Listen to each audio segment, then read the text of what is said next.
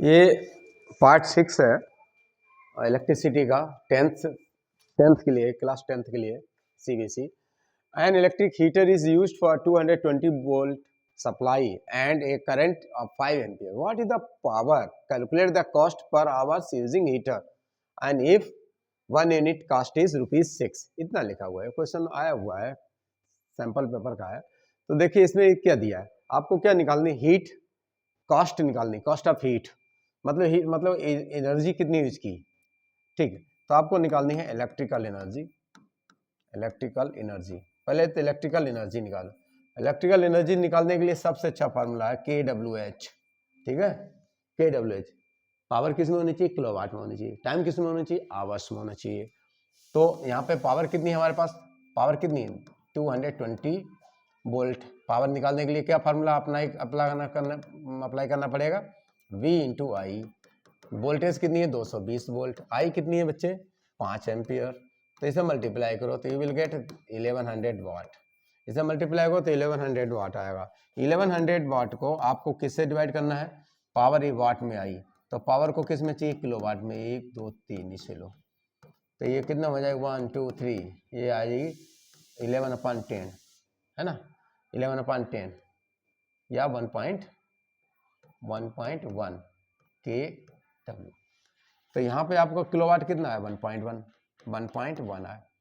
और आवर कितना है, कितने आवर चलता है डेली हीटर, पर आवर बोला था यानी एक, तो कितना आएगा 1 आवर पर आवर बोला ना, 1 घंटे में कितना, तो इसमें लगा दो 1.1 यूनिट आ गया। इतने यूनिट बिजली जलती है।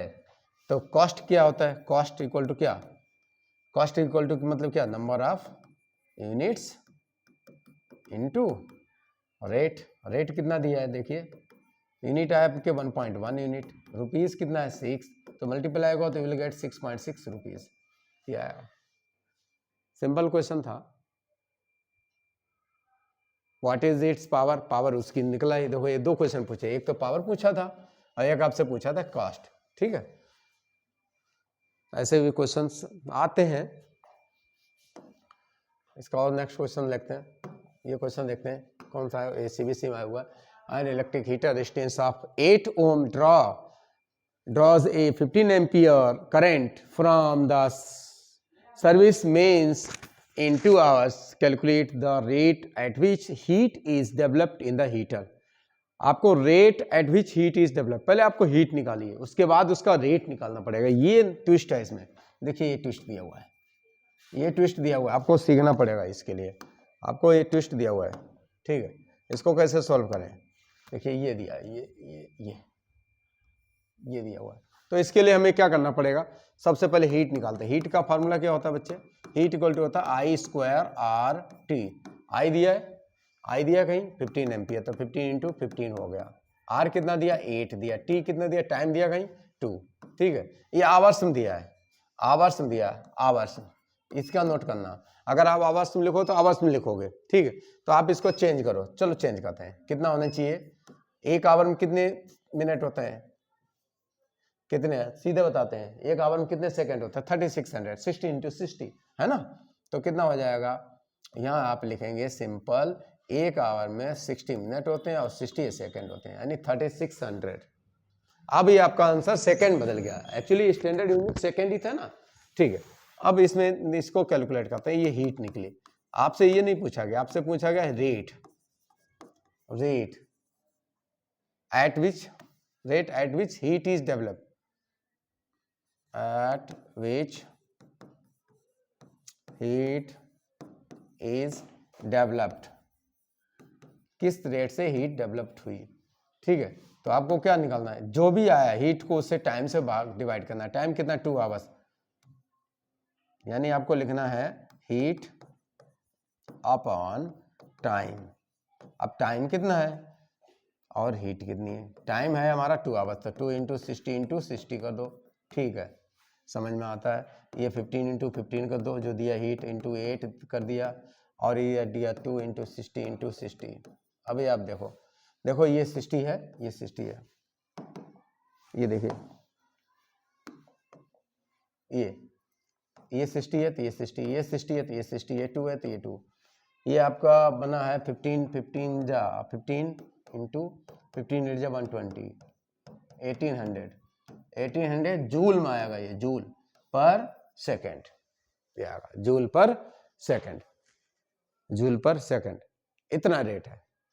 कब आया? 21। ठीक है, और क्वेश्चन देखते हैं इसके। ये देखिए क्या क्वेश्चन आया दूसरा। An electric iron resistance of 20 ohm takes a current of 5 ampere, calculate the heat develop in 30 second. Heat आपसे फिर से पूछा गया। ये question Joule's law of heating का बेस पे है। जूल्स लॉ ऑफ हीटिंग क्या कहता है बच्चे, आपको मालूम होना चाहिए। Joules law of heating, joules law of heating क्या कहता है? जूल्स लॉ ऑफ हीटिंग कहता है H equal to I square R T. तो यहाँ पे क्या दिया? आई स्क्वायर कितना दिया? आई कितना दिया? 5 इंटू 5 और 20, आर कितना दिया? 20 आर 5 इंटू 5 इंटू 20 ओम्स, और टाइम कितना दिया? 30 सेकेंड। इसे मल्टीप्लाई करो, 5 5 जा 25 होता है, इंटू 3 2 जा 600, ये डबल जीरो ऐसे रहेगा। 25 6 जा कितना होता है? 150। इतने जूल्स एनर्जी पैदा हुई। लो, आप अपना कॉन्फिडेंस रखेंगे तब आपसे क्वेश्चन लगेंगे। ठीक है, कॉन्फिडेंस बनाए रखिए। और ये क्वेश्चंस जो भी हैं सब इंपॉर्टेंट हैं, कोई भी क्वेश्चन खराब नहीं। ये देखिए मोस्ट इंपॉर्टेंट क्वेश्चंस, ये क्वेश्चन दिया गया। Two conducting the wires of the same material and of the equal length and equal diameters are first connected in series, then connected in parallels in an electric circuits across the same potential difference, to them calculate the ratio of heat produced in the series and parallel combination। इतना आपसे question पूछा है। अब आपको पहले तो ये समझना पड़ेगा हर चीज इक्वल नहीं है, बस सीरीज और पैरेलल का इफेक्ट देखना है इन्हें। चलिए ठीक, हम सपोज ये कर लेते हैं, एक वायर ये एक वायर ये। अब सीरीज जोड़ना है तो सीरीज में हम लोग कैसे जोड़ते हैं? ये लो, इसको सीरीज जोड़ के दिखाते हैं आपको। मान लेते हैं ये वायर है, ये प्लास्टिक है, सॉरी बैटरी है, ये बैटरी हो गई, और ये वायर जोड़ दिया, ये वायर, ये दो वायर जुड़े हुए, एक वायर ये है, एक वायर ये है, एक वायर ये है, एक वायर ये, दो वायर जुड़े, इनका रेजिस्टेंस कितना आर है। आप जानते हैं बैटरी से जुड़े हुए, तो इनका रेजिस्टेंस ये वी बैटरी से जुड़े हुए, करंट यहाँ जानी है, इधर वापस आनी है, ऐसा। तो इसका नेट रेजिस्टेंस कितना होगा? आर एस, सीरीज में है ना, इसलिए R plus R, it will be 2R। Resistance ये हो गया, वी वोल्टेज दिया हुआ है, ओके, और आई नहीं दिया है, ध्यान रखिएगा। अब दूसरी पहला केस, तो इसमें पावर कितनी जनरेट होगी?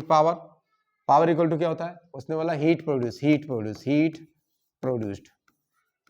अब इसमें हीट निकालो पहले, इसमें हीट प्रोड्यूस क्या होती है? आई स्क्वायर आर टी। आई तो आई आर लिख सकते हैं क्या? इंटू आर कर सकते हैं, इंटू टी कर सकते हैं, क्योंकि हमारे पास आई नहीं दिया, इसलिए हम इस टर्म को बदलेंगे। हम इस टर्म को बदलना चाहेंगे, इस टर्म को हम बदलना चाहेंगे, तो क्या बदलेंगे? इसको हो जाएगा V, I R equal to V होता है, और इंटू आर की जगह हम क्या लिख सकते हैं? आर इक्वल टू क्या होता है? वी अपान आर, तो हम इसको बी अपान आर लिख सकते हैं, इंटू टी। तो हमारे पास आएगा बी स्क्वायर और टी, ये आर एस हो जाएगा सीरीज का, V square upon R S और इंटू टी, ऐसा बी स्क्वायर हो जाएगा, V square T upon R, ऐसा लिख सकते हो आप। फार्मूला ये बन गया, V square T upon R. अब बी स्क्वायर अपान टी आ रहा है, अब बी स्क्वायर टी हुआ तो बी स्क्वायर टी, अब बी स्क्वायर तो ऐसा ही रहेगा, बी स्क्वायर की वैल्यू तो बी स्क्वायर ही रखेंगे, टी की वैल्यू ऐसे ही रहेगी। आर की वैल्यू आप लिख सकते हो, आर की वैल्यू क्या हुई? आर केस में चेंज हुआ 2R, तो will write here 2R। Similarly यहाँ पे चलते हैं। अब हमारे पास ये दोनों वायर दिए हैं बच्चे, इस तरीके से वायर कनेक्ट, एक वायर ये हो गया और एक ये कनेक्ट हुआ, दूसरा वायर यहाँ दे दिया है, ठीक है। अब इस तरीके से वायर कनेक्ट है, एक प्लस है एक माइनस है, इस तरीके से लो। अब ये कनेक्ट है, बिजली यहाँ से जा रही, चलो एक वायर ये, तो इसका आर है इसका आर। अब इसमें पैरेलल हुए, ये दोनों पैरेलल केस हैं, तो आप इसको सॉल्व करें तो क्या आएगा? ये एमसीक्यू में पूछा गया लेकिन आता जरूर है। अगर वैसे आ गया 2 मार्क्स में आएगा, 3 मार्क्स में। तो 1/RP निकालते हैं, तो 1/R प्लस 1/R कितना हो जाएगा 2/r। अब इसको रिवर्स कर दो तो rp कितनी आई नेट इक्विवेलेंट कितना हुआ r/2, आधा हो गया। अब आप h की वैल्यू निकालो, तो अभी आपने फार्मूला निकाला था b²t/r, तो b² तो ऐसे रहेगा, b² ऐसे रहेगा, t ऐसे रहेगा, r की जगह क्या डाल दो r/2। ये हो गया दूसरा नंबर। ये सीरीज हीट कब निकल रही है, जब पैरेलल में है, ठीक है। अब ये कब निकली, जब हीट कब निकली, जब हीट सीरीज में, ये वाली, ये हीट कब निकल रही है, हीट कब निकल रही है, जब सीरीज में, ठीक है। अब इसको हम थोड़ा ये दो, अब इसको हम डिवाइड करते हैं। पहले क्या दिया उसने, सीरीज दिया, क्वेश्चन में देखिएगा आपको मिलेगा वहाँ क्वेश्चन में, पहले उन्होंने सीरीज दिया तो सीरीज पहले लिखते हैं। तो क्या लिखें, हीट सीरीज में कितनी जनरेट हुई, सीरीज अपॉन हीट पैरेलल में कंबाइन करने पर सीरीज हीट कितनी जनरेट होती है वो, तो b²/t/2r डिवाइड बाई b²t/r/2।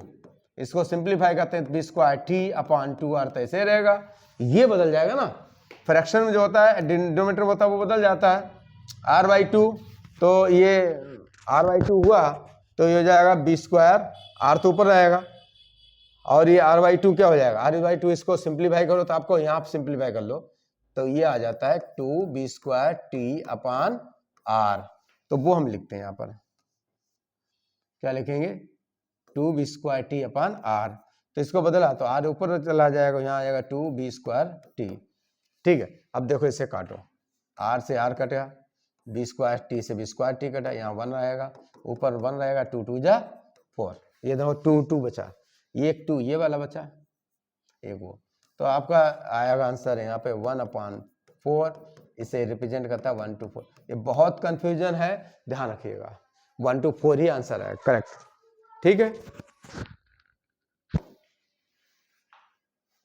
ये फिलहाल ये वीडियो लिखिए, उसके बाद में देखते हैं।